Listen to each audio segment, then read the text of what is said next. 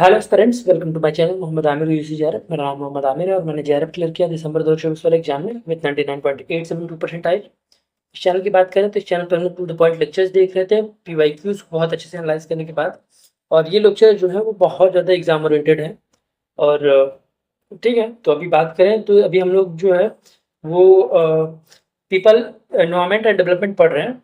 ठीक है, उसका लेक्चर 4 देख रहे हैं। इससे पहले 3 लेक्चर्स हो चुके हैं और लेक्चर 4 में है water pollution and it's sources. तो वाटर पोल्यूशन के बारे में प्योरली देखेंगे हम लोग। ठीक है, तो बात करते हैं ओवरव्यू ऑफ वाटर का। तो water is an inorganic compound, एक इनऑर्गेनिक कंपाउंड है जो कि जिसका केमिकल फार्मूला H2O है। ये मेजरली सबको पता ही होगा कि H2O होता है। ये ट्रांसपेरेंट होता है, टेस्टलेस होता है, ऑर्डरलेस होता है, यानी कि इसमें स्मेल नहीं होती है, and nearly colourless chemical substance होता है। ठीक है, तो इसका कलर भी नहीं होता है, कोई कलर भी नहीं होता है। It constitutes a significant part of earth's hydrosphere and it is essential for survival of all known living organism. तो ये तो पता ही है कि वाटर इंटेक जो होता है, वाटर जो होता है वो रिक्वायर्ड होता है लिविंग ऑर्गेनिज्म के लिए, चाहे वो एनिमल हो, प्लांट्स हो, किसी के लिए भी वाटर इज अ मस्ट। ठीक है, और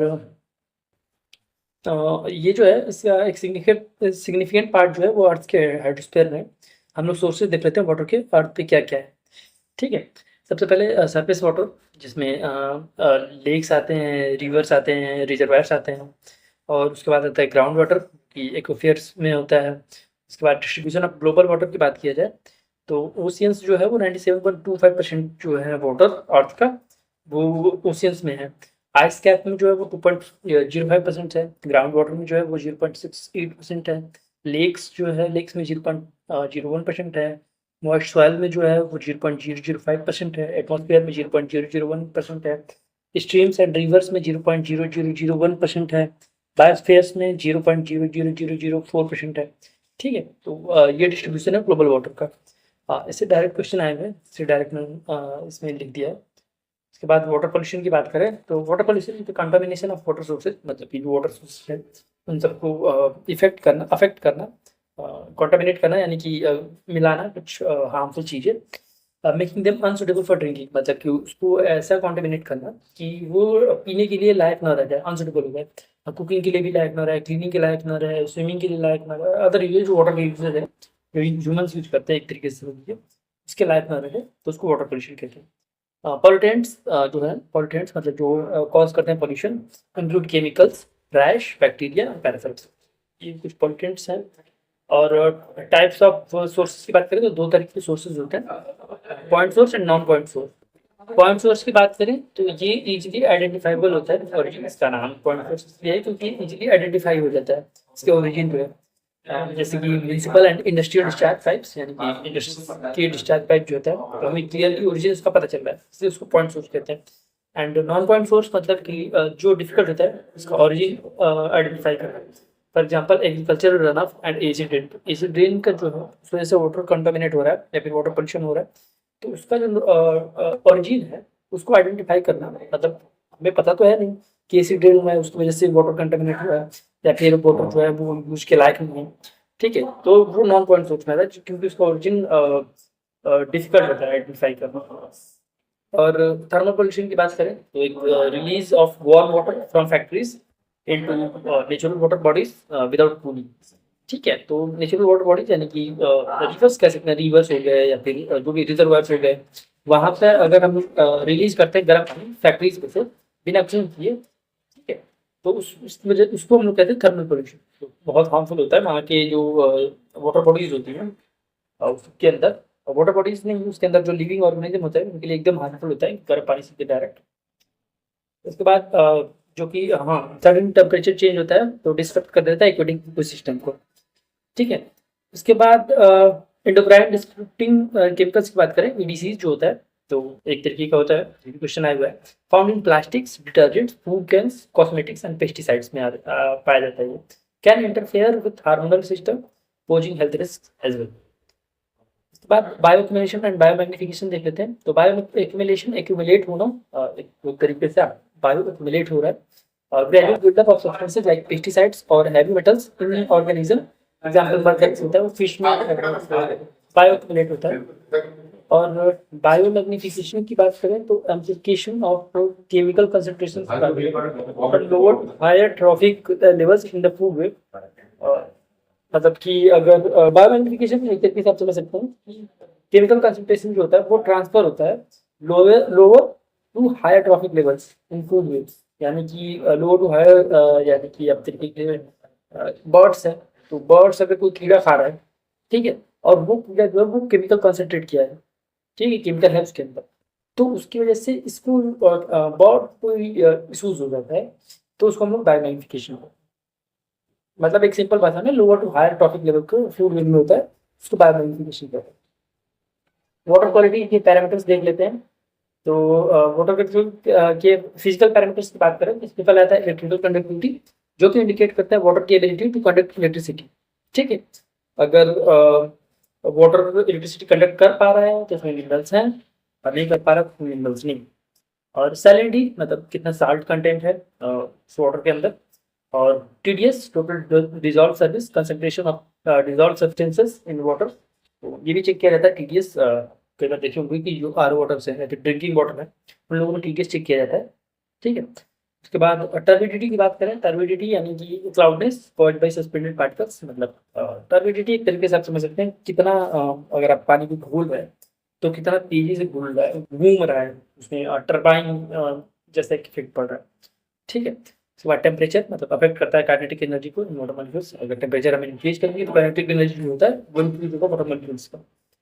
colour taste and order indicate करता है कॉन्टामिनेशन को, कलर टेस्ट और ऑर्डर होता है वो इंडिकेट करता है कि कॉन्टामिनेट कितना है। अगर कलर मान लो कलर येलोइश है तो उसका एक अलग मीनिंग है, कलर अगर ग्रीनिश है तो उसका एक अलग मीनिंग है, पानी का कलर ट्रांसपेरेंट है तो उसका अलग मीनिंग है, ठीक है। कंटामिनेशन का एक लेवल होता है।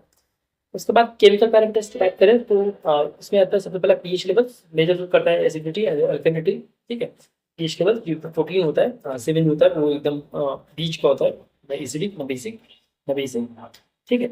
और water hardness determined by calcium and magnesium level, कि कितना उसमें कैल्शियम है और मैग्नीशियम है, वाटर हार्डनेस से डिफाइन होता है। डिजॉल्व ऑक्सीजन मतलब कि ये एसेंशियल होता है एक्वेटिक लाइफ में, जितना ज़्यादा डिजॉल्व ऑक्सीजन उतना ज़्यादा good for the essential for the aquatic life, मतलब कि जो फिश वगैरह या फिर जो पानी के अंदर जो लाइफ साइकिल है, लाइफ है, उनके लिए डिजॉल्व ऑक्सीजन ज़्यादा एसेंशियल होता है। उसके बाद बायोलॉजिकल पैरामीटर्स की बात करें तो measures the presence of waterborne pathogens like bacteria viruses and protozoa, ठीक है। तो कितना वाटरबॉर्न पैथोजेंस जो कि वाटरबॉर्न डिजीजेस कॉज करते हैं, जैसे बैक्टीरिया हो गया, वायरसेस हो गया, प्रोटोजोआ हो गया, ठीक है। बायोलॉजिकल पैरामीटर्स है, सबको मेजर करने के अपने अपने तरीके हैं। इसके बाद बात करते हैं मिनरल्स की, तो मिनरल्स इन वाटर, तो सबसे पहले हार्डनेस ऑफ वाटर जो कि अभी बताया मैंने, called by calcium and magnesium compound. Hard versus soft water की बात करें तो हार्ड वाटर जो होता है उसमें ज़्यादा डिजॉल्व मिनरल्स होते हैं, जैसे एग्जांपल कैल्शियम और मैग्नीशियम जो होता है वो ज़्यादा डिजॉल्व होता है हार्ड वाटर में, और लो सॉफ्ट वाटर में कम आयन जो होता है कंसिडर होते हैं, जैसे कि एग्जाम्पल हो गया रेन वाटर। और हार्डनेस जो होता है वो दो तरीके का होता है, temporary hardness and permanent hardness. तो टेम्पररी हार्डनेस जो होता है वो रिमूव हो जाता है बॉइलिंग से। अगर कोई बॉइलिंग से टेम्पररी हार्डनेस जो है, कैल्शियम और मैग्नीशियम की जो मात्रा है वो कम हो जाती है, तो उसको हम लोग टेम्पररी हार्डनेस कहते हैं। और परमानेंट हार्डनेस यानी कि उसके लिए आप बॉइलिंग से काम नहीं चलेगा, आपको वॉशिंग सोडा देना पड़ेगा, ठीक है। और जो मेजर मेटल वाटर पॉल्यूटेंट्स हैं वो हैं जो मेटल जो होता है जो पॉल्यूटेंट काम करते हैं, मतलब पॉल्यूट करते हैं, कॉन्टामिनेट करते हैं एक तरीके से वाटर को, वो है arsenic, methyl mercury, lead, fluoride, nitrates. मतलब कि सबके अपने अपने एक जो ये सारे मेटल्स हैं सब अपने अपने एक डिजीज कॉज करते हैं, जैसे कि आर्सेनिक का लॉन्ग टर्म जो होता है एक्सपोजर होता है वो कैंसर कॉज कर सकता है, या फिर कार्डियोवास्कुलर डिजीज जो हार्ट से रिलेटेड डिजीज है हो सकती है। और मिथाइल मर्क्यूरी जो होता है वो इम्पेयर करता है न्यूरोलॉजिकल डेवलपमेंट। लेड जो होता है वो ब्रेन और किडनी डैमेज करता है, ठीक है। और फ्लोराइड जो होता है वो एक्सेसिव अमाउंट लीड टू फ्लोराइसिस। और नाइट्रेट्स जो है वो ओवर कंजम्पशन जो होता है वो ब्लू बेबी सिंड्रोम का काम करता है, ठीक है, मतलब वो कॉज करता है ब्लू बेबी सिंड्रोम। उसके बाद हाँ एक ये भी एक इम्पोर्टेंट पार्ट है क्योंकि इससे क्वेश्चन आए, वो ग्राउंड वाटर पोल्यूशन जो होता है इंडिया में, उसमें जो रिसर्च में पाया जाता है फ्लोराइड्स जो होता है वो हाई लेवल्स है 276 डिस्ट्रिक्ट्स में, नाइट्रेट जो होता है एक्सेस लेवल 387 एंड आर्सेनिक जो है वो है डिटेक्टेड 86 डिस्ट्रिक्ट्स में इन इंडिया। ठीक है, और आर्सेनिक कॉज करता है cancer and cardiovascular disease and similarly nitrate cause करता है blue pill syndrome, fluorides cause करता है फ्लोरोसिस। और न्यूट्रिएंट्स पोल्यूशन की बात किया जाए तो न्यूट्रिएंट पोल्यूशन मतलब कि एक्सेस नाइट्रोजन और फॉस्फोरस होता है। अगर एक्सेस हो जाता है नाइट्रोजन एंड फॉस्फोरस का तो वो न्यूट्रिएंट पोल्यूशन होता है। ठीक है, यूट्रोफिकेशन जानते हैं क्या होता है? Excessive nutrient enrichment in water body leads to oxygen depletion. ठीक है, तो ज़्यादा अगर न्यूट्रिएंट्स हो जा रहे हैं, नाइट्रोजन में फॉस्फोरस होता है ज़्यादा हो जाता है तो वो डिप्लेट करते हैं ऑक्सीजन, और ऑक्सीजन होना बॉडी में बहुत जरूरी है। ठीक है, तो उसको यूट्रोफिकेशन कहते हैं। और वही कल्चरल यूट्रोफिकेशन की बात करें तो ह्यूमन इंडिविजुअल होता है, मतलब का भाई मतलब ह्यूमन खुद से ही ह्यूमंस द्वारा क्रिएटेड है।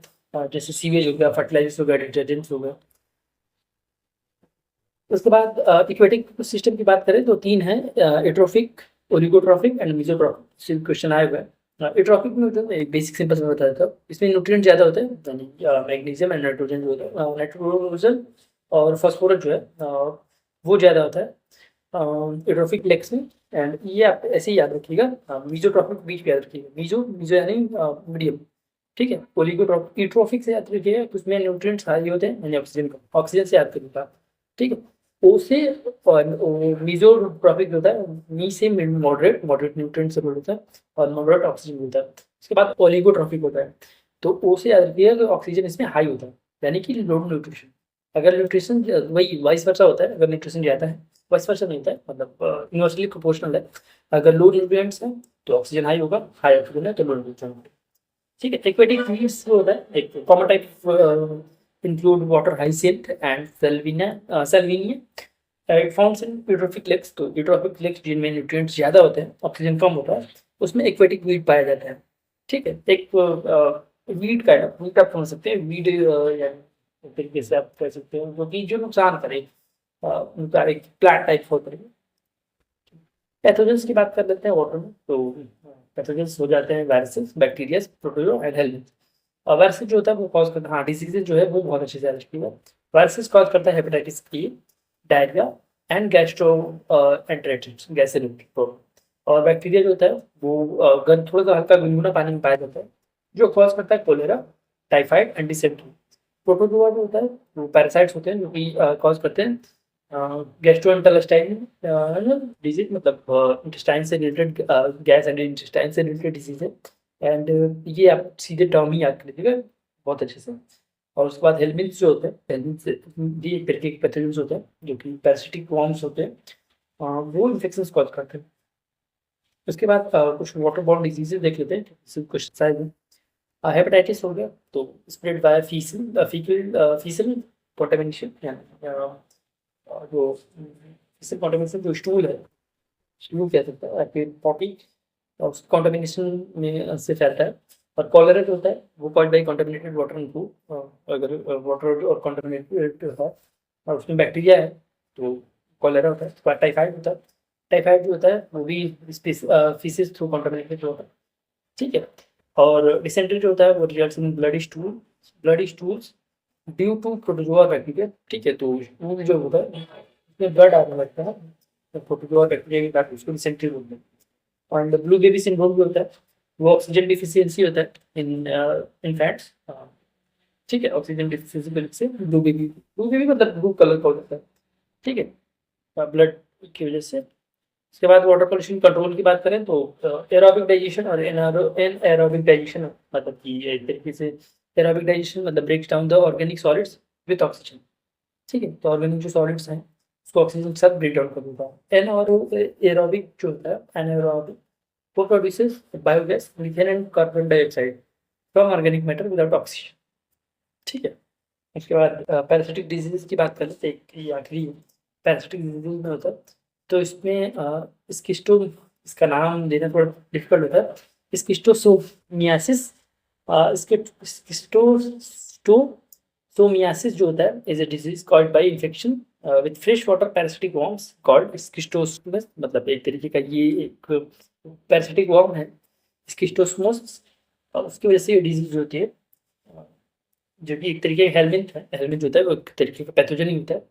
It occurs mainly in tropical and सब ट्रॉपिकल, ठीक है। तो सब ट्रॉपिकल और सब ट्रॉपिकल रीजन में होते जाता है, ठीक है।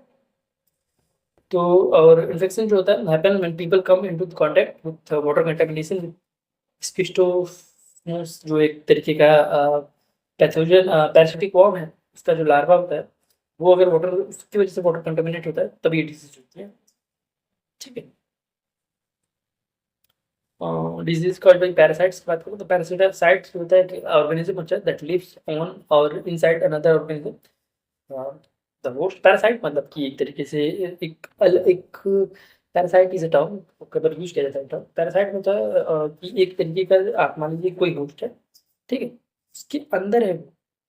Parasite sometimes causes diseases in their host as well, किसी कोई एक बॉडी है उसके अंदर है और अंदर से उसको खोखला कर रहा है, उसको पैरासाइट्स बोलते हैं।